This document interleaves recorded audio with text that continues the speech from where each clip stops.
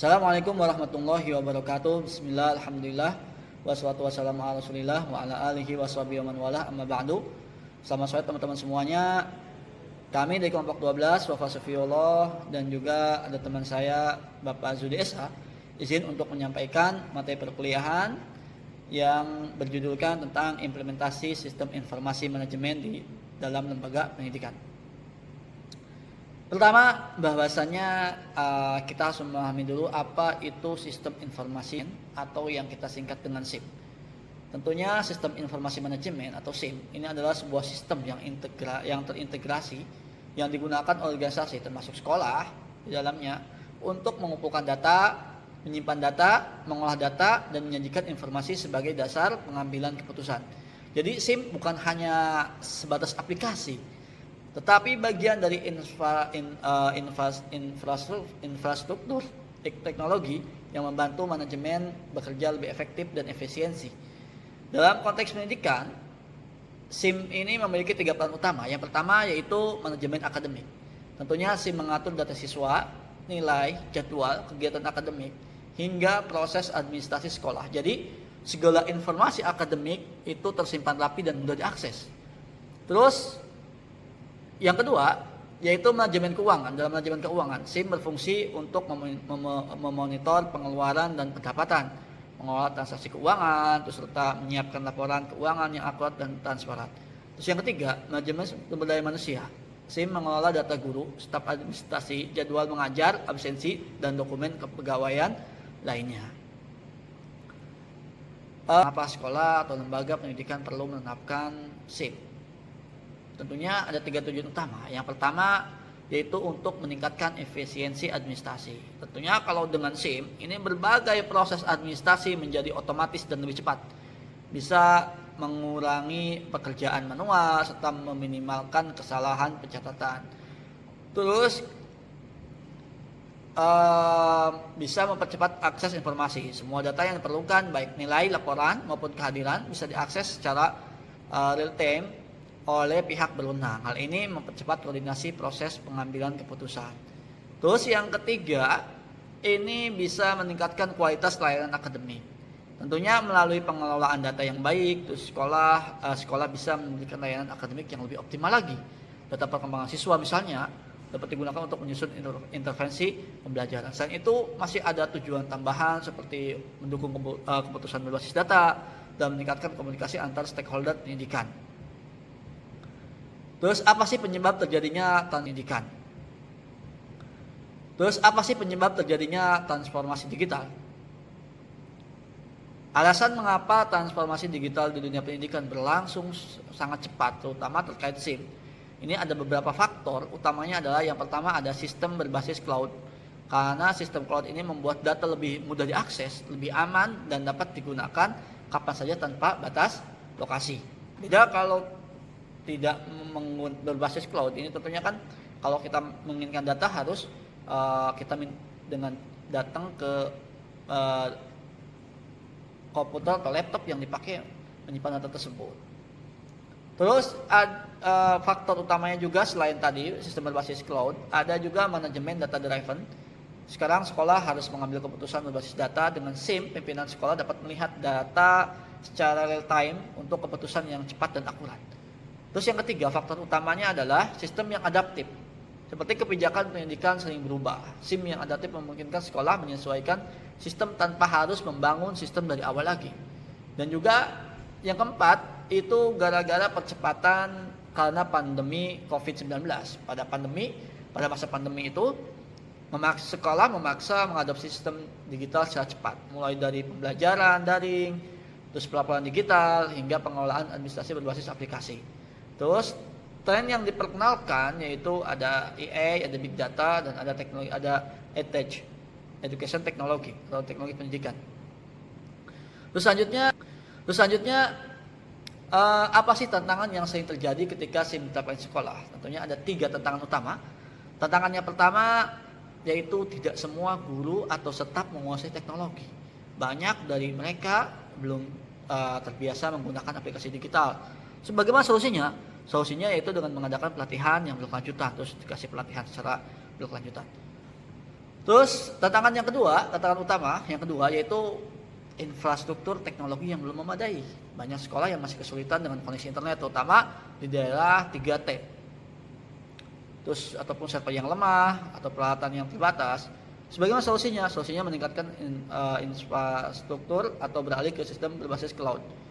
Terus yang ketiga tentang ada resistensi terhadap perubahan. Sebagian staf atau guru enggan meninggalkan cara manual yang biasa mereka lakukan. Sebagaimana solusinya? Solusinya dengan memberikan sosialisasi, membangun budaya organisasi yang adaptif dan juga melibatkan penggunaan pengguna secara aktif. Studi ini menggunakan metode penelitian literatur sistematis di mana peneliti mengumpulkan data dan menganalisis artikel ilmiah terkait SIP.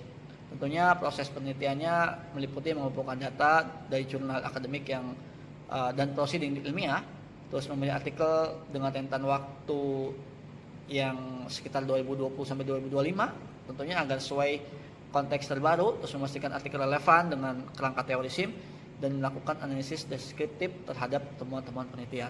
Terus kriteria artikel apa saja yang dipilih yaitu yang dipublish di jurnal bereputasi, terus fokus pada SIP pendidikan, berbahasa Indonesia atau Inggris dan juga legal untuk diakses.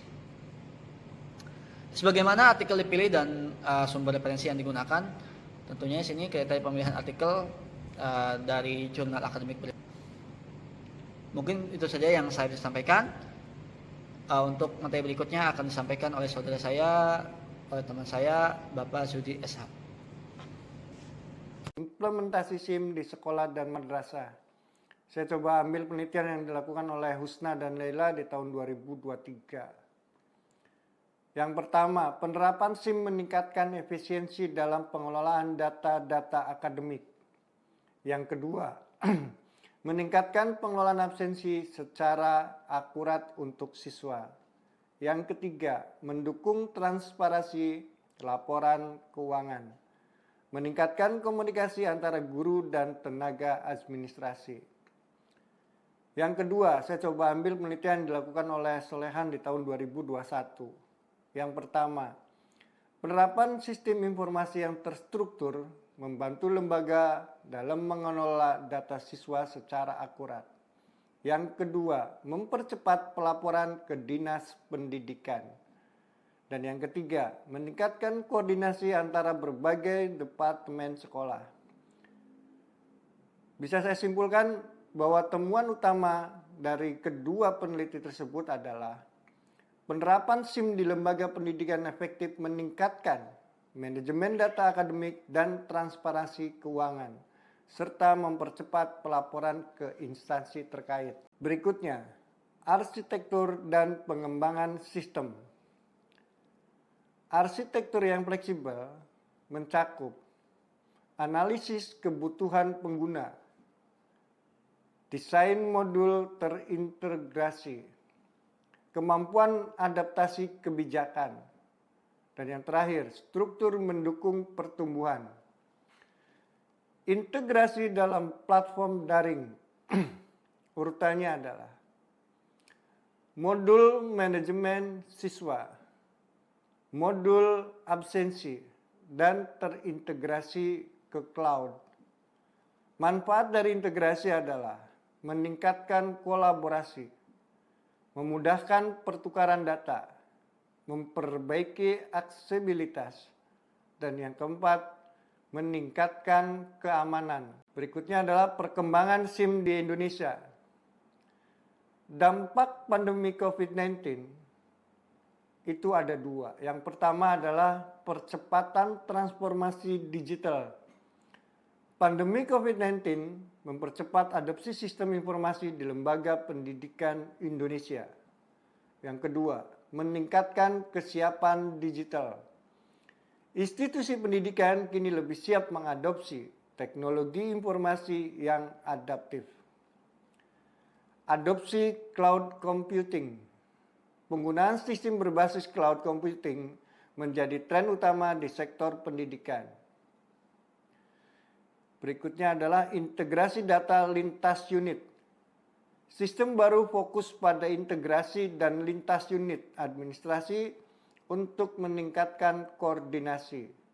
Yang ketiga, evolusi menuju sistem cerdas.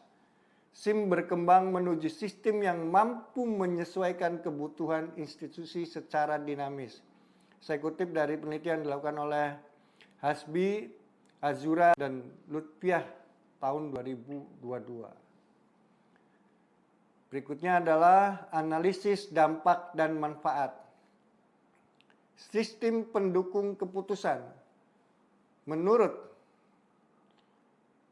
Laftu Nurnisa dan Noviani yang dilakukan tahun 2025, SIM berfungsi sebagai sistem pendukung keputusan atau decision support system, membantu kepala sekolah dan administrator untuk mengambil keputusan berdasarkan data real time, mempercepat proses pengambilan keputusan.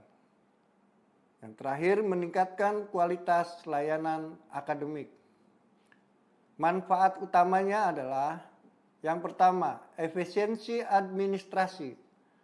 Meningkatkan proses administrasi melalui otomatisasi dan data struktur. Yang kedua, akses informasi. Mempercepat akses informasi untuk kepentingan pengambilan keputusan. Yang ketiga, transparansi. Meningkatkan transparansi laporan keuangan melalui pelaporan terstandarisasi. Dan yang terakhir, koordinasi. Memperbaiki komunikasi antara departemen dalam lembaga pendidikan. Saya kutip tadi dari Laftadunisa dan Noviani tahun 2025 yang dilakukan penelitiannya. Faktor CAP, berhasilan dan hambatan. Faktor CAP keberhasilan. Yang pertama, kesiapan sumber daya manusia.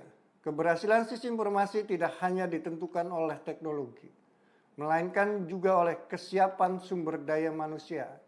Saya kutip dari tulisannya Nurma Yuli dan Arifin tahun 2024. Pelatihan yang terstruktur.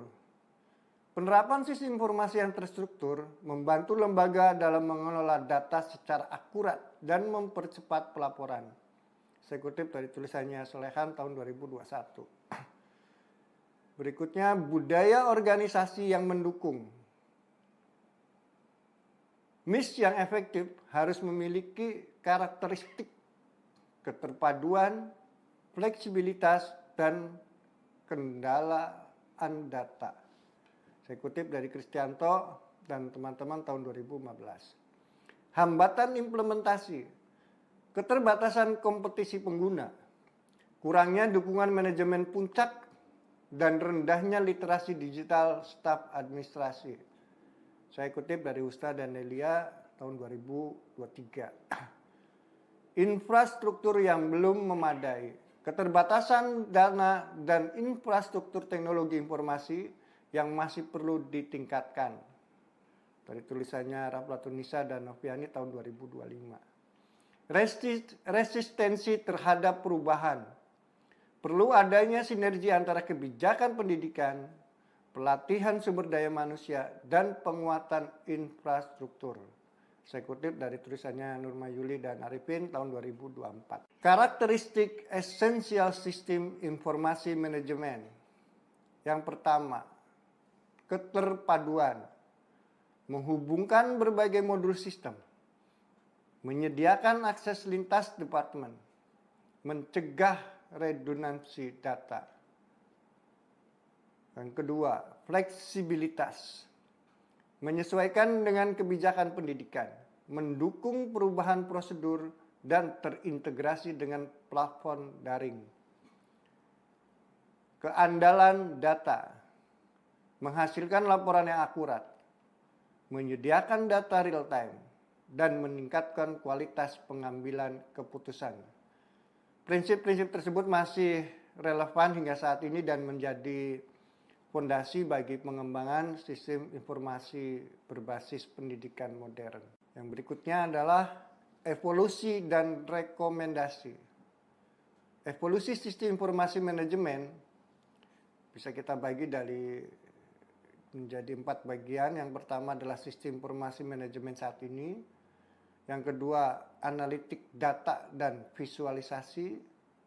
Yang ketiga, sistem cerdas berbasis AI. Dan yang keempat adalah sistem intelijen edukatif. Rekomendasi yang kami coba angkat kali ini adalah integrasi dengan LMS, yaitu integrasi dengan Learning Management System. Yang kedua, pelatihan berkelanjutan. Pelatihan berkelanjutan untuk staf administrasi.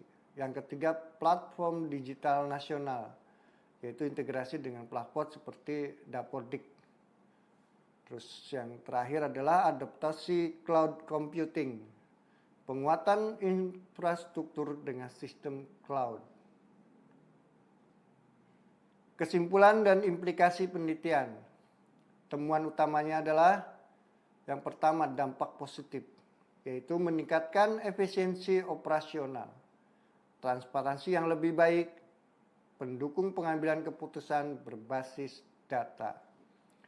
Tantangannya adalah keterbatasan infrastruktur, kemampuan teknis yang masih terbatas, dan terakhir resistensi terhadap perubahan. Dan arah penelitian lanjutan yang bisa kami sampaikan di sini adalah yang pertama, evolusi ke sistem cerdas. SIM di sektor pendidikan terus berevolusi menuju sistem cerdas berbasis AI dan data analitik yang mampu menyesuaikan kebutuhan institusi pendidikan secara dinamis. Kedua adalah integrasi dengan platform digital. Penelitian lanjutan disarankan untuk mengeksplorasi integrasi SIM dengan Learning Management System atau LMS dan platform digital nasional seperti Dapodik.